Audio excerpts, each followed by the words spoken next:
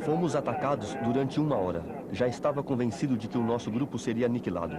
7 B-17 tinham sido abatidos. O céu estava cheio de caças inimigos. Quando chegamos ao alvo, depois de uns 200 ataques, a pressão diminuiu, ainda que os inimigos continuassem nas imediações. 14 aviões lançaram suas bombas. 6 horas depois, regressamos à base praticamente sem combustível. Foi quando fomos informados de que apenas 21 bombardeiros completaram a missão.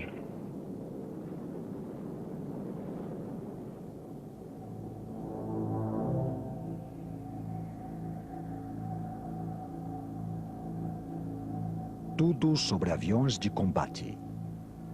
Bombardeiros sobre a Alemanha.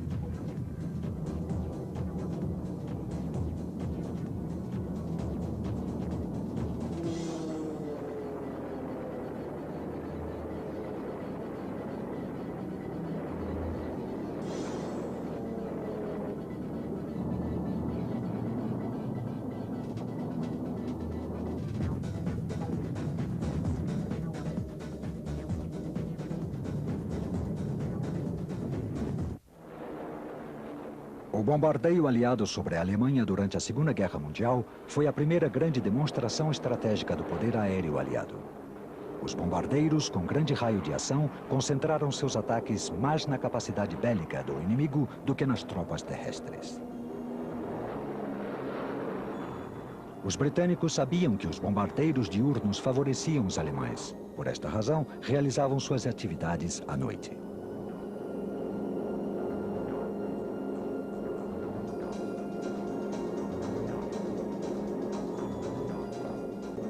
A entrada dos Estados Unidos na guerra representou um avanço no bombardeio contra o Terceiro Reich.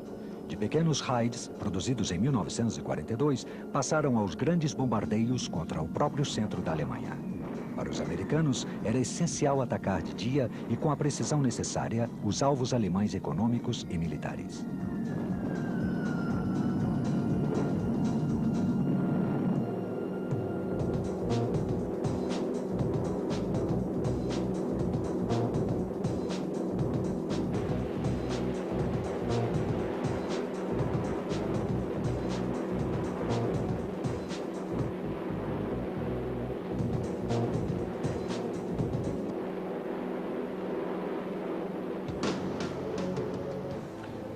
Para combater os caças alemães, os bombardeiros com armamento pesado voavam em grandes grupos de apoio mútuo.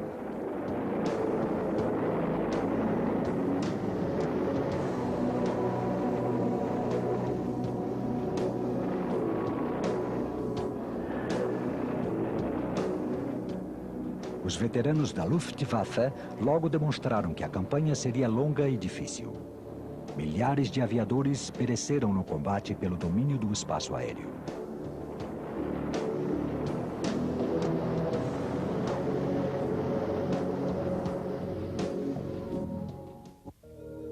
No início da guerra, o modelo britânico de bombardeiro ligeiro era o Bristol Blenheim, que realizou o primeiro ataque contra a Alemanha em 4 de setembro de 1939. Os bombardeiros britânicos também lançaram panfletos sobre a Alemanha durante essa absurda guerra. As primeiras operações de combate limitavam-se a atacar objetivos militares na costa.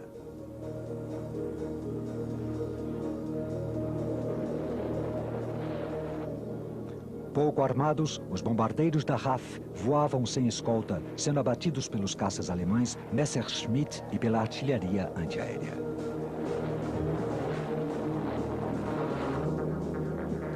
O Wellington era um excelente bombardeiro médio. No entanto, depois dos ataques contra os portos alemães, sofreu tantos danos que a RAF desistiu dos seus ataques diurnos e passou a utilizá-lo nos ataques noturnos.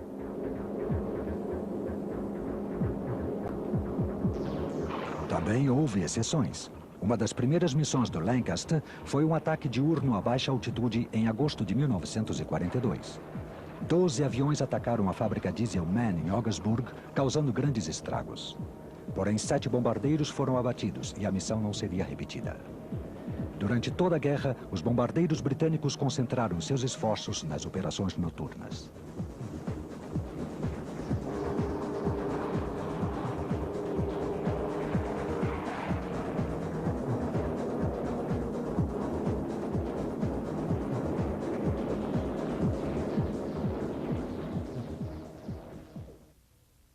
Depois de Pearl Harbor, a Força Aérea Norte-Americana seria determinante na ofensiva contra a Alemanha. 24, 25. Os primeiros aviões do 8º Comando de Bombardeiros norte-americanos, que se convertiria na 8ª Força Aérea, chegou à Grã-Bretanha em fevereiro de 1942. Em agosto, já estava pronta para entrar em ação. Os primeiros ataques dos Flying Fortress, escoltados por caças britânicos, foram realizados contra alvos na França. Estes ataques tiveram lugar até o final de 1942. Em outubro, outro tipo de bombardeiro uniu-se aos B-17, o B-24 Liberator.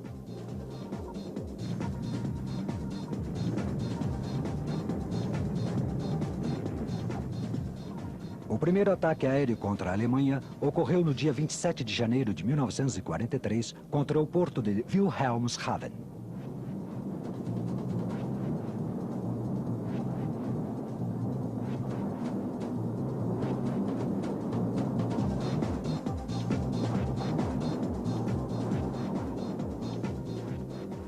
A tática consistia que entre 18 e 21 grupos de bombardeiros operassem em formação fechada. Para proteção mútua, os bombardeiros disparavam todos os seus canhões utilizando fogo aéreo cruzado. Todos os B-17 e os B-24 transportavam até 10 metralhadoras calibre 50 situadas nas partes dianteira, superior, ventral, lateral e traseira das aeronaves.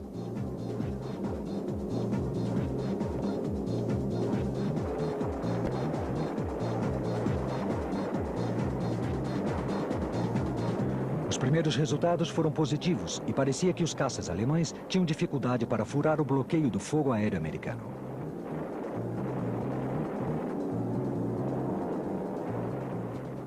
Mas os experientes pilotos da Luftwaffe perceberam que os bombardeiros americanos eram vulneráveis nos combates frontais. Paralelamente, surgiram novas e mais eficientes versões dos caças alemães.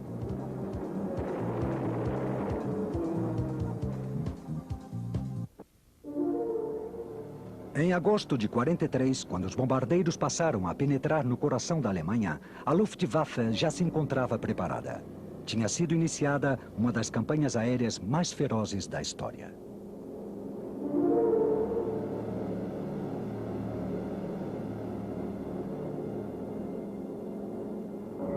O objetivo principal dos aliados era uma progressiva destruição, além do desmembramento do sistema militar, industrial e econômico da Alemanha.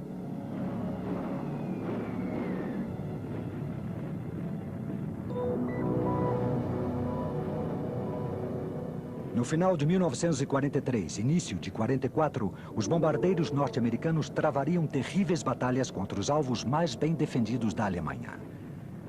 Raids de grandes proporções foram lançados contra os alvos considerados prioritários. O primeiro ataque em 1943 foi contra as fábricas de rolamento de bolas em Schweinfurt.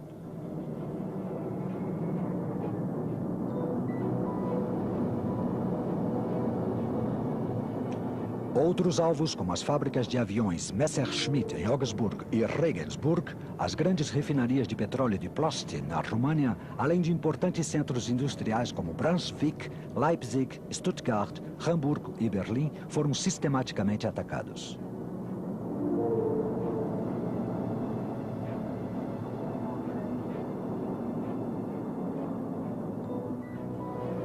Muitos destes objetivos estavam fora do raio de ação dos caças Spitfire e P-47. As formações de mais de 200 bombardeiros eram submetidas a um contínuo ataque antes e depois de suas missões.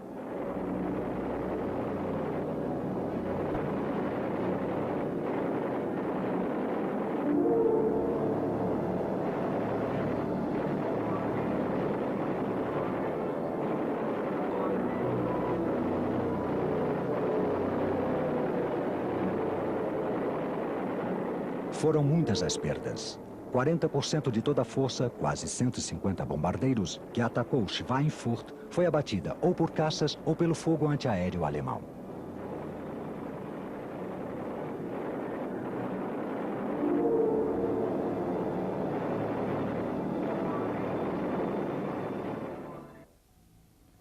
Todos os alvos importantes eram protegidos por centenas de canhões antiaéreos, alguns com quase 13 centímetros de calibre.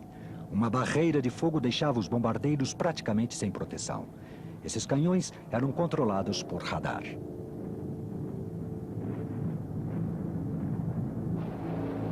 Os caças eram outro componente da defesa aérea da Luftwaffe. Sua base era o caça Messerschmitt Bf-109, atualizado a partir da batalha com a Grã-Bretanha. O modelo Gustav era mais rápido e melhor equipado do que os Emil de 1940. Os caças alemães estavam melhor equipados do que os caças aliados. O último modelo do Gustavo transportava um canhão Mauser 20 mm que disparava do centro da sua hélice, além de 2 metralhadoras 13 mm na frente do cockpit e 2 canhões 20 mm nas asas.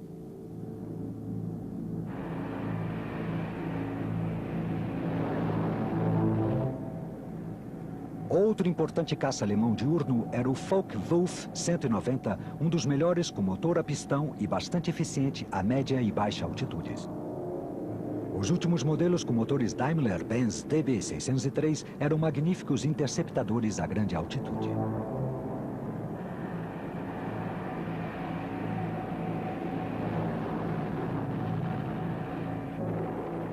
As inovações tecnológicas dos caças alemães incluíam o uso de canhões 30 mm, foguetes e morteiros capazes de abater os bombardeiros norte-americanos.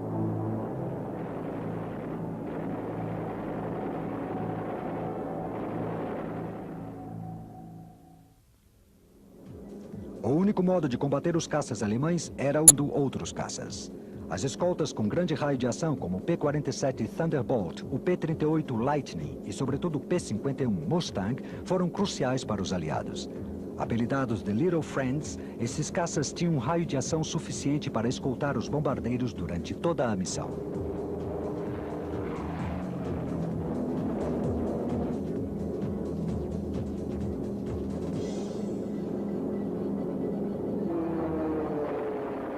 O objetivo principal da Luftwaffe era derrubar os bombardeiros ou desestabilizar seu voo, obrigando-os a lançar suas bombas antes do tempo.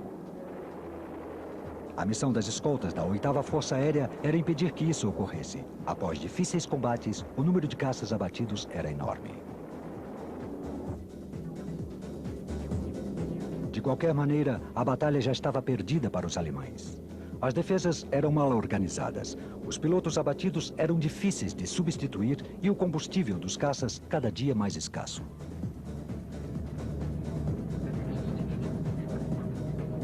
A ofensiva dos bombardeios estratégicos aliados foi esmagadora. Um esforço contínuo realizado de dia pelos americanos e de noite pelos britânicos.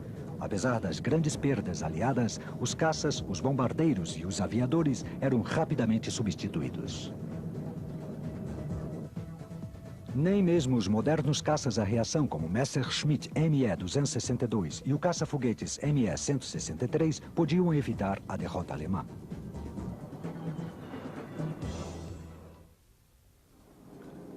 Os Estados Unidos possuíam 2 bombardeiros com grande raio de ação. Um deles era o Boeing B-17, que voou pela primeira vez em 1935.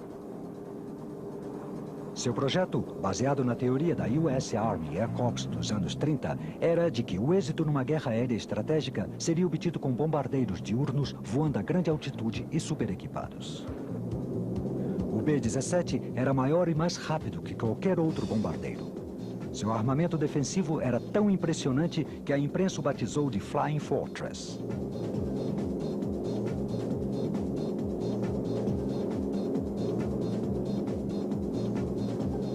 Quando o B-17 entrou em combate na França a serviço da RAF, revelou sua blindagem deficiente, além de um insuficiente poder de fogo. Surgiram então novos modelos como o B-17E e F, dotados de melhor proteção e com mais metralhadoras. Quase 4.000 exemplares foram construídos para combater com a 8ª Força Aérea na Europa. A versão mais numerosa foi o B-17G. Como resposta à tática da Luftwaffe de atacar frontalmente os bombardeiros, o 17G estava equipado com 13 metralhadoras, 2 na sua torreta. Cerca de 9.000 B-17 foram construídos. Nos 2 últimos anos da guerra, os americanos construíram mais de 12.000 Flying Fortress.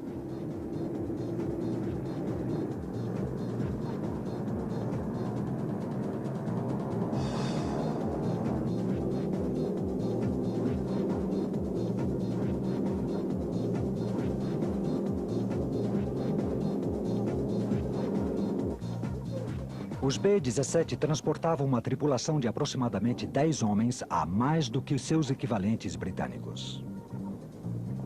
Seus atiradores situavam-se na cauda, nos lados da torreta ventral. Na frente, sentados, estavam o piloto e o copiloto, o navegador, um lançador de bombas no nariz, um operador de rádio e um atirador na torreta superior.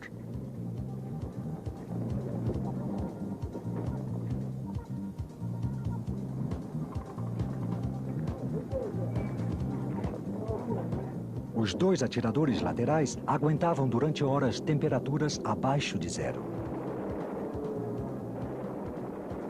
O armamento pesado e a blindagem protetora reduziam a altitude e limitavam a carga. A carga normal dos B-17 podia alcançar até 2 toneladas. A US Army Air Force considerou que uma reforma seria necessária para obter maior velocidade, maior altitude e maior raio de ação.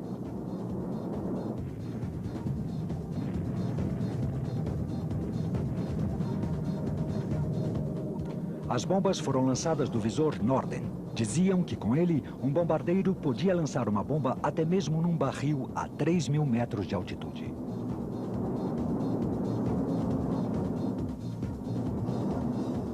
O B-17 lutou em todas as frentes da Guerra Mundial, sendo muito utilizado na Europa. Seu grande êxito foi efetuar missões diárias de bombardeio contra o Terceiro Reich.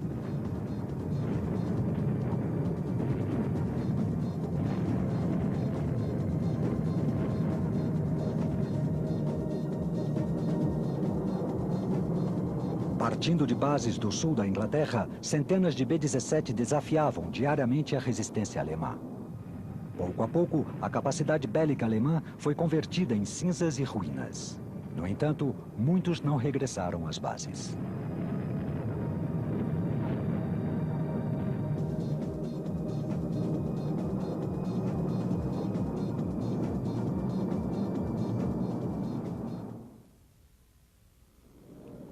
Nesta época, um outro bombardeiro norte-americano com grande raio de ação foi o B-24 Liberator, que voou pela primeira vez em 1935. O B-24 era complexo, sofisticado, caro e difícil de pilotar. No entanto, foi um dos grandes bombardeiros da história.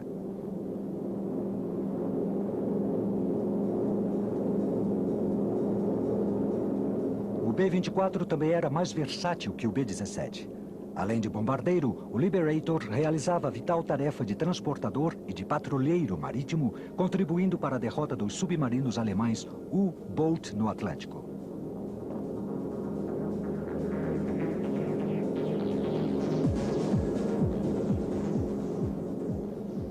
No princípio, o B-24 foi mais utilizado no Pacífico que na Europa. Graças às suas longas e finas asas Davis, seu rendimento em longas distâncias foi bastante útil. A partir de 1943, o Liberator passou a ser o parceiro do B-17 na Europa ocupada.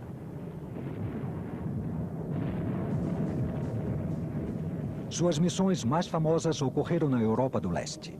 Como os estratégicos poços de petróleo romenos de Plosti estavam fora do raio de ação dos B-17, o Liberator liderou os ataques contra esse alvo.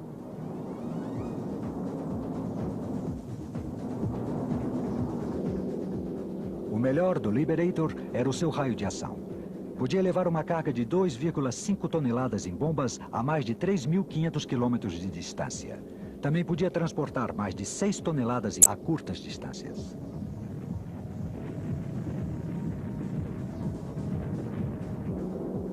O O esforço industrial para construir os B-24 não teve precedentes. Em pouco mais de 5 anos, as linhas de produção dos Estados Unidos produziram mais de 18 mil destes bombardeiros. Isto representava mais que qualquer outro avião de combate norte-americano da Segunda Guerra e que qualquer outro avião quadrimotor da história.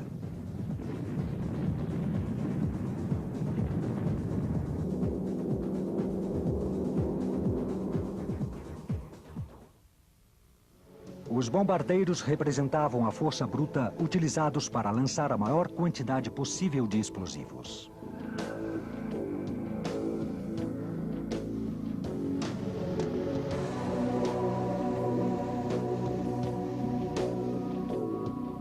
A grande maioria das armas lançadas na primeira campanha de bombardeios estratégicos foram as bombas não guiadas com forte explosivo. Os B-17 e os B-24 transportavam bombas que variavam entre os 200 e os 600 quilos. Os bombardeiros britânicos noturnos levavam uma carga superior e mais especializada.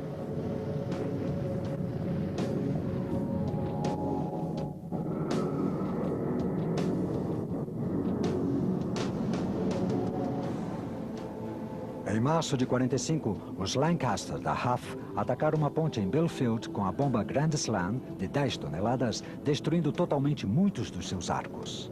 Essa bomba estava desenhada para penetrar o asfalto e explodir sob a terra, provocando o efeito de um terremoto.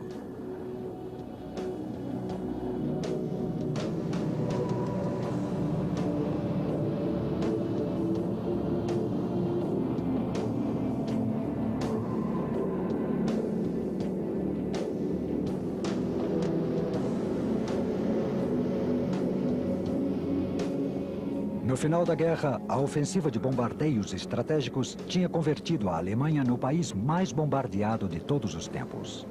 Nas palavras de Winston Churchill, o Terceiro Reich semeou o vento e colheria a tempestade. 50 mil aviadores norte-americanos pagaram com as suas vidas este esforço.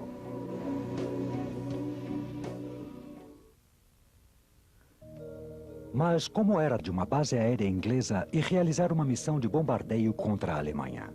Em 1944, o diretor cinematográfico William Wyler documentaria as aventuras da tripulação de um bombardeio Flying Fortress. Não se tratava nem de uma simples tripulação, nem de uma missão banal. Após 25 missões de combate, a tripulação obteve permissão de regressar aos Estados Unidos.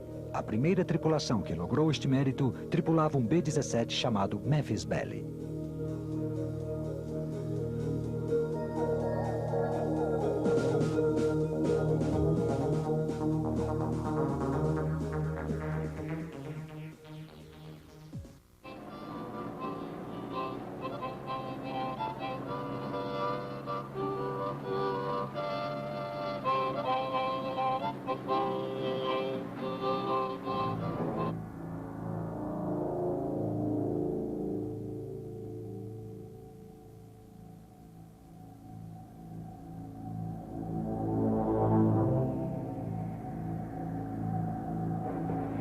Na preparação da missão, o alvo era comunicado aos tripulantes, que às vezes se assustavam.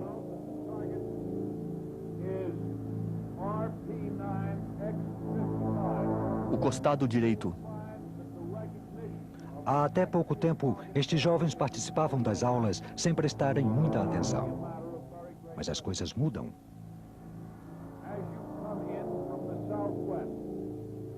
O medo se dissipa. Concentram-se nos detalhes da missão. Tipo de formação, ponto de reunião, rota até o alvo, meteorologia, caças inimigos, fogo antiaéreo inimigo, rota de volta à base.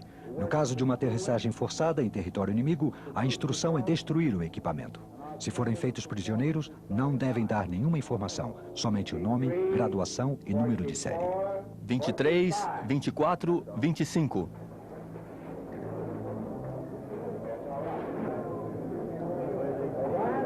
Esta é a tripulação do Memphis Belle, Esquadrão 324 do 91º Grupo de Bombardeiros Pesados.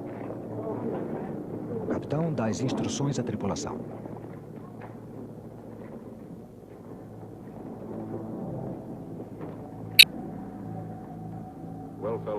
Rapazes, ainda não tivemos nenhuma missão fácil. E hoje não será exceção. Não teremos escoltas, mas inimigos. Assim que mantenham os olhos abertos. Nada de nervosismo ou de gritos no comunicador. Economizem munição e contem os disparos. A maior atenção é ainda pouco. E voltaremos à base como de costume. Certo? Vamos.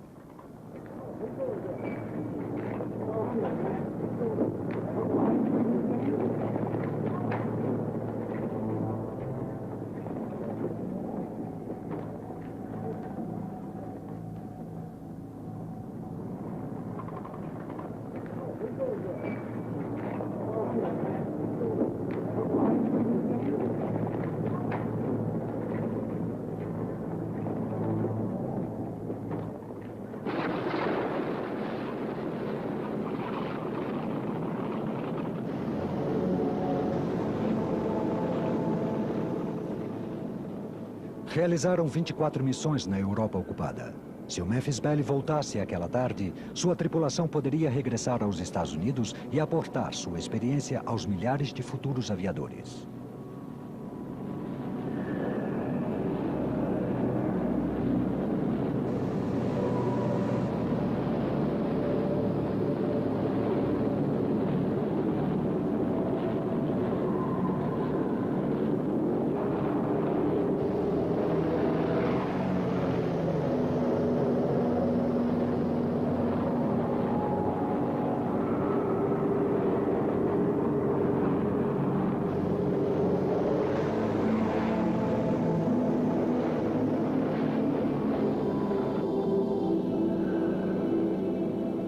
As rodas do Memphis Belle deixaram pela 25ª vez o solo inglês, cujo povo defendeu a liberdade por mais de 1000 anos.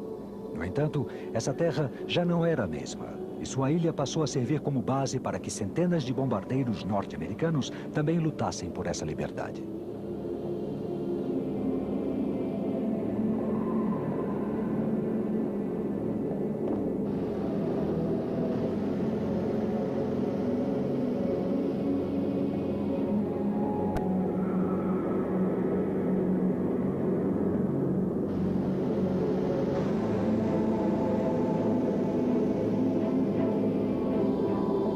Sua missão era destruir o inimigo de qualquer maneira.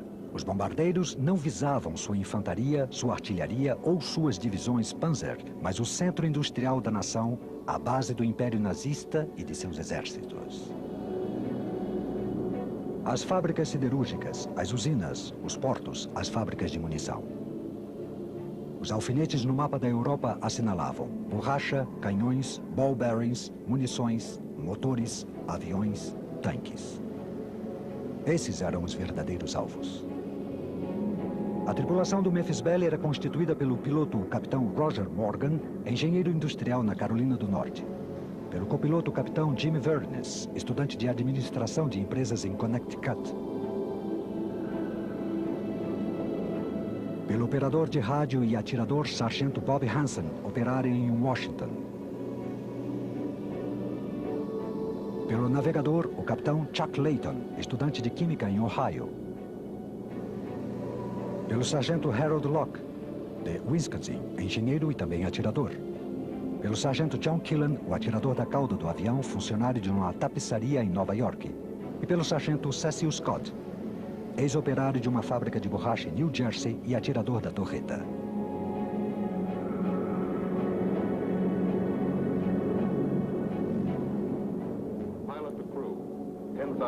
O piloto avisa a tripulação. 10.000. Coloquem o oxigênio. Os B-17 sobem muito rápido. 900 metros por minuto. A tensão aumenta. O resto da tripulação era composto do capitão Vincent Evans, ex-diretor de uma companhia de caminhões em Fort Worth, Texas, o bombardeador da tripulação. Os atiradores laterais eram, à direita, o sargento Bill Winchell, químico de uma companhia de Chicago, e à esquerda, o sargento Tony Nastal, técnico em Detroit. Aos 19 anos, Nastal já tinha derrubado 2 caças nazis.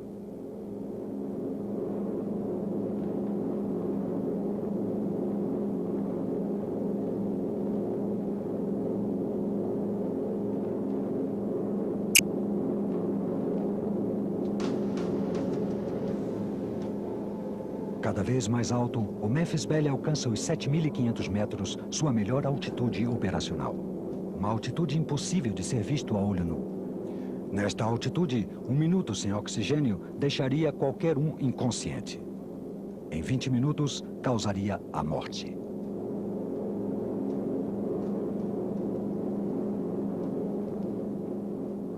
Tarefas rotineiras até alcançar o alvo são estabelecer o rumo, comprovar o equipamento, esperar e pensar.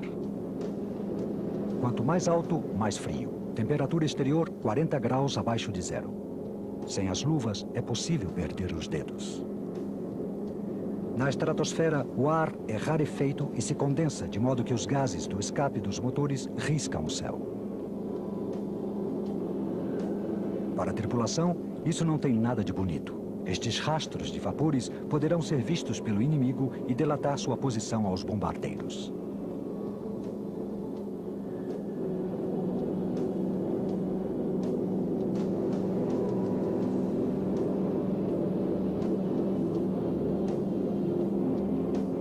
Os alvos de hoje são os estaleiros de submarinos de Wilhelmshaven.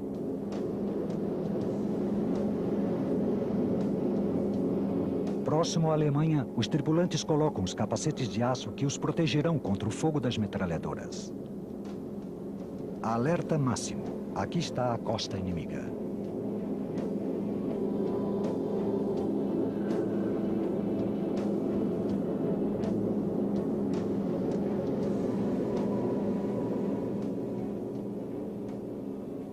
O primeiro fogo antiaéreo. As fumaças parecem silenciosas e inofensivas. Mas cada fumaça é um projétil que explode. Quando se aproximam do alvo, os alemães lançam uma cortina de fumaça para confundir os bombardeiros.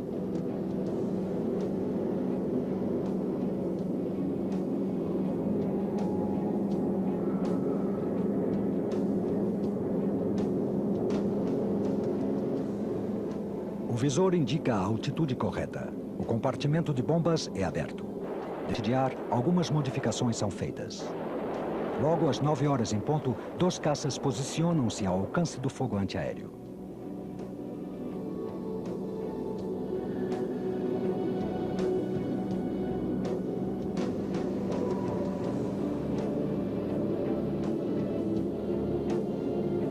Evans, o bombardeador-chefe, aponta com exatidão. Comandado por ele, os demais aviões do esquadrão lançarão suas bombas.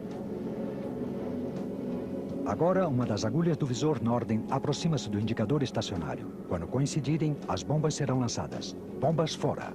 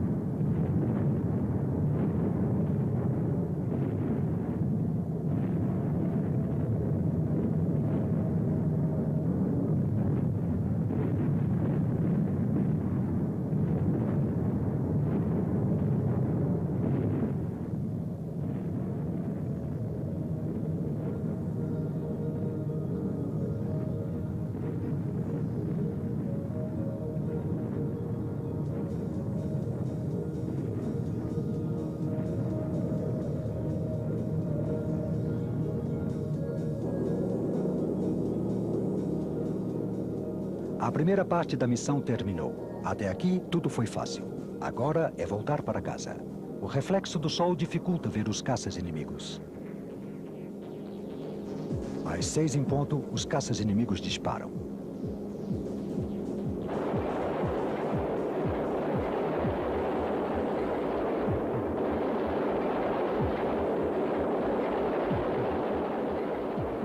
Numa retirada estratégica, um dos instrumentos vitais é o comunicador. Tem 4 a 1 em ponto. Voltam pra cá.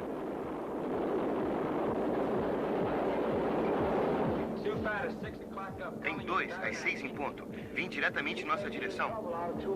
Tem mais 2 às 2 em ponto esperando.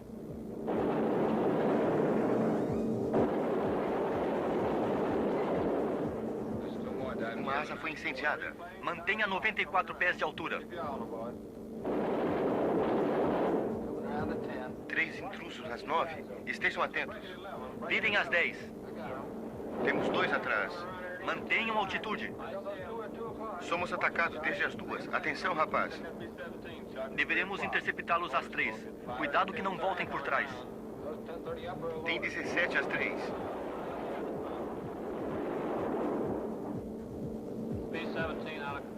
Atingimos um. Tem fogo na fuselagem.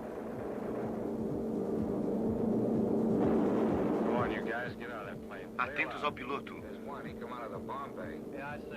Vamos aí, Bill. Mantenham fogo. Temos mais às 9. Estabilizar a altitude. Tem mais 3 aviões.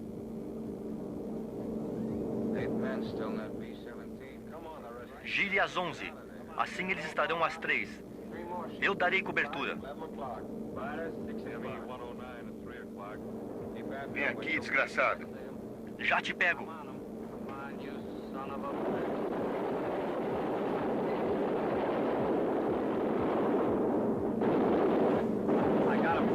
Mantenha o fogo. Já está na minha mira. Temos problema no intercomunicador. Temos mais 2 às 2. Estão em cima da gente. Nos esquivamos.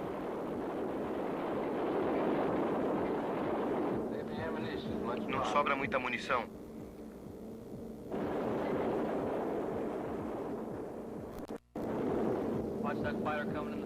Estão disparando às 3 em ponto. Cuidado, cuidado.